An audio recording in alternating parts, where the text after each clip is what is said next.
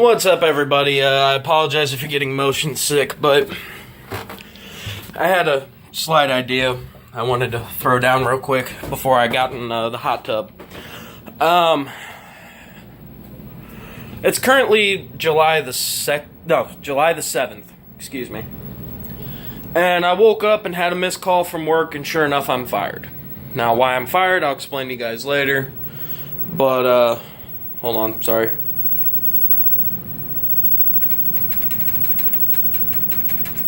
Okay, there we go. Figure if I'm gonna get in the hot tub, might as well watch some TV. I got fired from work. I'm not gonna go into that bullshit, but it's one of those things where I've officially hit rock bottom. You know what I mean? I got no food for myself. I have no place of my own. Like, I'm living at my dad's, but I mean, I have no place that's mine and mine alone. Got no woman, got no job, got no car, got no money. I got fucking nothing. There's only one thing I got.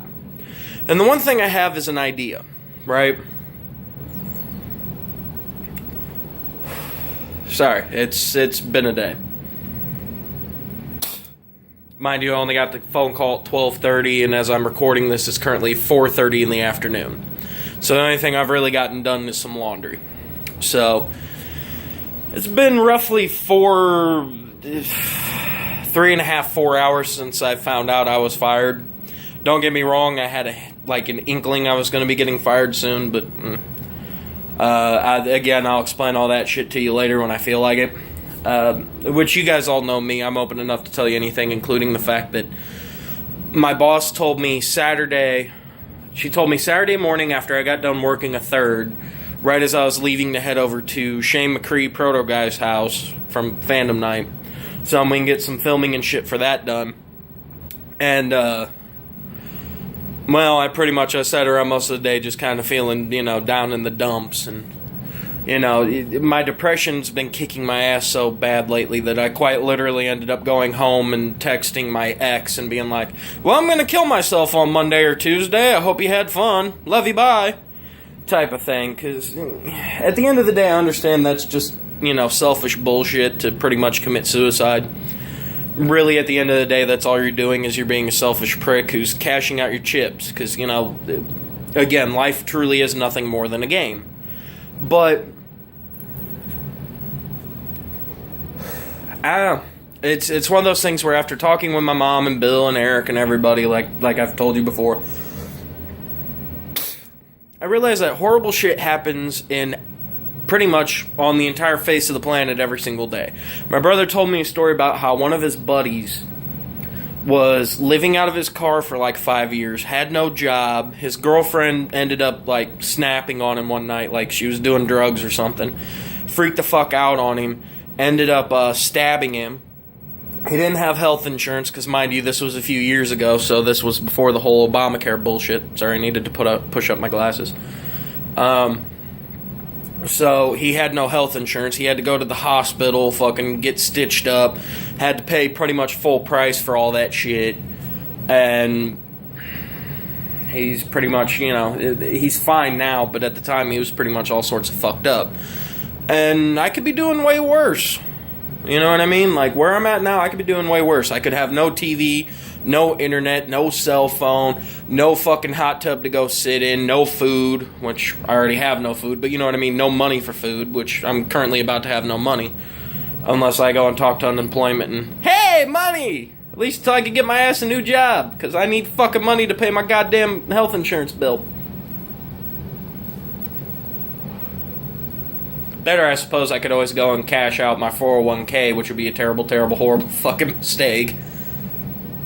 Just be sitting on about 50 to 100 grand or something like that. Because I had them take out extra money from my paychecks. That's why I've been a broke bitch most of my life. Anytime I could get in somewhere where they're like 401k, which I've been at the same job now for almost 8 fucking years, so, but it's one of those things where ever since I got my 401k, when I filled it out, I was like, fuck yeah, throw in extra money for my 401k. Take out like, what'd I say? I think I said to hold like an extra, because I already have them take out 10% of my check or not 10%, but take out an extra 10 to 20 bucks from my check for taxes. So, and I make sure I got money coming back to me at the end of every year. But, well, guaranteed money. And then, which is one of those things you can do if you didn't know that shit. You can actually, go in and actually tell them, hey, hold money from my check. I know it's going to make my check suck, and I know it's going to make my living situation suck, but you know fucking what? That means I'm getting money at the end of every fucking year. Fuck you. But when it came down to my 401k, I think I had them hold out like 15% or some shit like that. So I'm not going to lie. When it comes to retirement, I'm going to have a little bit of some cash. Like I said, I'm already up to like maybe, the last I looked, like 50 or 100,000. I can't remember. And that's only been like 5 years. So, hey, that's at least a good fucking thing, right? Retirement, being able to sit on my ass and actually go back and play some old school Nintendo games. If I still have carts and shit lying around and a working anything that'll play them. Just saying. That, or who knows, maybe the whole ROM emulation shit will finally clear itself up and we'll be able to go back to paying for ROMs and emulators, and I can play me some old school games. Regardless, my point here is that even though I'm at pretty much rock bottom, I still have one thing that gives me a leg up from most other people who pretty much they've got nothing really left for them. And it's an idea, it's a story. Originally, for George Carlin fans out there, you'll understand the irony of this because it was an old George Carlin joke. But it started off as a suicide note in which I went off on a tangent, which I have a tendency to do, and I quite literally turned it into a story. Now, if you want me to do the story or you want to hear it, and I'm not sure if I'm going to make it a book, a comic book, the way it plays in my head, it plays like a movie, and I just try to write out what I see. What I see and what I hear in my mind. At the same time, the way that it would look visually would work best as like a comic book, but I can't draw, and I only know like 2 people who can, and I'm not saying that they're the best, but at the same time, William Bush, Reploid Bill, you can find his channel here along with Fandom Night. He said that he's going to try to teach himself how to draw because he's thinking about making a comic book, in which I might team up with him if he does do it, because then we can make like a Reploid production comic book line or some shit. It's an idea. But I don't know, like I said, it's one of those things where I'm not 100% on it. I still got to kick some ideas around to different people and, see what ends up happening from it. God damn it. I thought I was only ashing at the center of the sink. But what was I saying? No, if you want to hear the story, if you want to know how it goes in further detail, I can start doing like small episodes of it here. Comment below. Email me, zmvrcw88@gmail.com. Get a hold of the Fandom Night group page, find my fat ass, and just get a hold of me if you want to hear more. But essentially, the story goes like this. A dude who's working his dream job as a game tester, trying to work his way up to a game designer. He's saved up enough money where he owns his own house. He has his own hot tub. He's got his own, all of his own shit. He's got life pretty much set. The only thing he doesn't have is a car or a license. And mind you, he's like 27, 28 type of thing. But anywhere he needs to be, there's always other people heading that way, so he usually hitches rides, with his friends, and, hey, here's gas money type of thing. Well, him and a buddy of his end up going down to a bar because his girlfriend, like his first girlfriend, ends up breaking up with him, and that's how his buddy decided to cheer him up, is, go down to their favorite bar and, listen to the jukebox, eat some bar food, and have a few drinks, in which, his buddy kind of sits and sips on a few beers while he's doing the main character's doing some shots and shit, and they're just kind of hanging out and talking about it, and, they pay the tab, they leave, and they're driving in a car, and it starts to rain. Well, while they're sitting at a red light, dude gets a text from his ex, and they're talking back and forth a little bit, and she says something to him, which I can't remember what she says now, but it makes the dude start crying. So he's bawling his eyes out, looking at his phone. The dude starts driving, because they got a green light, and somebody flies through a red light and ends up T-boning him, hitting him on the main dude's side. So he ends up breaking a whole bunch of bones, ends up in the hospital. He's out for like 3 months. While he was in the hospital, and once he wakes up, the doctors tell him that he was in a coma. He was in a coma, and they were figuring he was never going to make it out of it. But the fact that he's awake this early, some sort of a miracle type of thing. Well, come to find out, once he wakes up from the hospital, he'd already been having weird dreams for years, type of thing. They almost felt like prophetic, kind of. Well, come to find out, one of the dreams he had, it ended up being sort of a vision. And when he wakes up, he can now see angels and demons. And come to find out, the guy who's been in charge of his life, his quote guardian angel, is actually a demon. And he was trying to pass off that responsibility to one of his friends. Because, come to find out, angels and demons can actually clone themselves, send the clones down to Earth, and see how they would end up faring on Earth. So once the kid wakes up, and I keep saying kid, but like I said, he's almost 30, so technically once the dude wakes up, he ends up realizing that he now has certain powers because he's the clone of a demon. He can now, control, like summon and control fire. He can summon up lightning. He has like a heightened, He has a heightened healing factor. Like he can regenerate himself a lot. He can actually heal up quicker through his regeneration. The demon ends up taking him to some woods behind what used to be the kid's grandma's house. Like nobody bought it up, and grandma didn't will it to anybody. So it's just kind of sat around as, kind of like a vacant home. And he ends up going out into some woods, and the demon ends up transporting him back into the past. And mind you, angels and demons look like normal people. The only difference is that they wear suits. Angels actually wear black, and demons actually wear white. Yeah, it kind of went role reversal on it.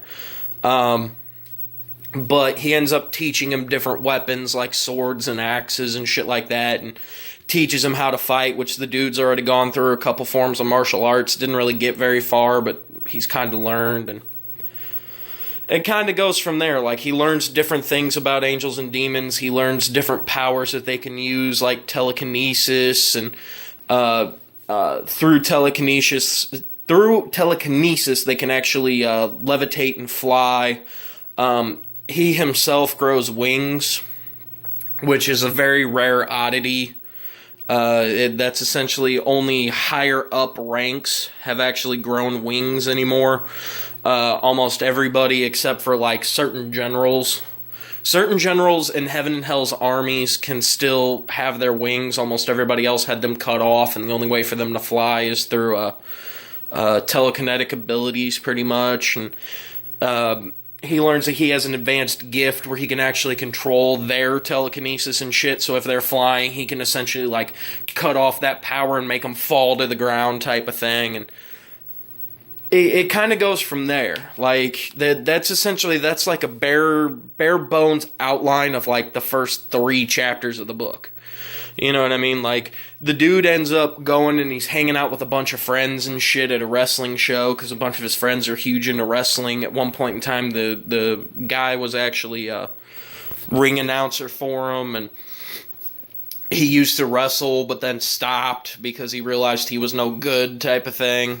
And it essentially, it's one of those stories where it kind of pulls different elements from my life kind of into it, and it's more of like a Kevin Smith type of thing, which I'm not going to lie, that's pretty much what it is. But like I said, if you guys want to hear more, or you guys want me to actually continue the story, drop me a line. Tell me in the comments. Tell me something that's going on. Like I said, I still got to, spitball this idea with, like, Bill, and then, of course, Spencer Robertson, or Kage, as you know him on Fandom Night, which check their shows and channels and shit out as well. Fandom Night. No. I think it's Reploid Productions. No. It is. It's fandomnight.com. Fandomnight.com is actually up and running. You can always go there, and then there's links to the group page on YouTube, or there's links to the group page on Facebook, there's links to the YouTube, there's links to everybody else's YouTube, like mine and Bill's and Spencer's and Greg's, and I think even Shane's, even though he only has like a video up. But like, go there, click on the links, check out that shit. Make sure you read everybody's description, because it gets kind of funny. There's some hidden Easter eggs in there if you get it, or at least if you've been a fan for a while. You know, just let me know if you guys think I should keep up on this story. You know what I mean? Like, actually writing it out and fleshing it out, getting everything set up and ready to go. And I don't know, like I said, depending upon how far down the road it takes, if it takes until we can actually get the YouTube to actually be our jobs, like full-time, and we end up doing like a comic book, or, you know, we have spare downtime and I can write it out and actually flesh it out as an actual book, I'll let you guys know. But like I said, for right now, just tell me if you feel like I should write the story, and tell me if you guys would actually want to read this story. Because again, there's a lot of comedic elements, there's a lot of dramatic elements. I pull from everywhere in the sun, like anything and everything that's quite literally made me, or made me think the way I think, or, you know, made me laugh in a certain way, or, you know, just pretty much anything that I deem relevant, which I know is going to seem retarded and douchey, but fuck, that's how Kevin Smith did it, and fuck, look at him. You know, he's only got a handful of bad movies under his belt, like a fucking Walrus movie and a movie about the Westboro Baptist Church being psychotic assholes, which they are, but I mean, you know, shooting motherfuckers up and shit, but... Or at least that's what Red State was based off of, was the Westboro Baptists, and they go completely apeshit and start murdering motherfuckers. And anyway, just let me know below, in the comments below again. Get a hold of me, however it is you feel like getting a hold of me, and I will talk to you guys later, because I got a whole bunch of unemployed things to do, like watching Watchmen, and possibly learning the joys of Jerry Springer and Maury. Okay, essentially I'm going to be sitting on my ass watching cartoons and movies until I actually get up off my ass and get a fucking job, but still, I just fucking do the thing.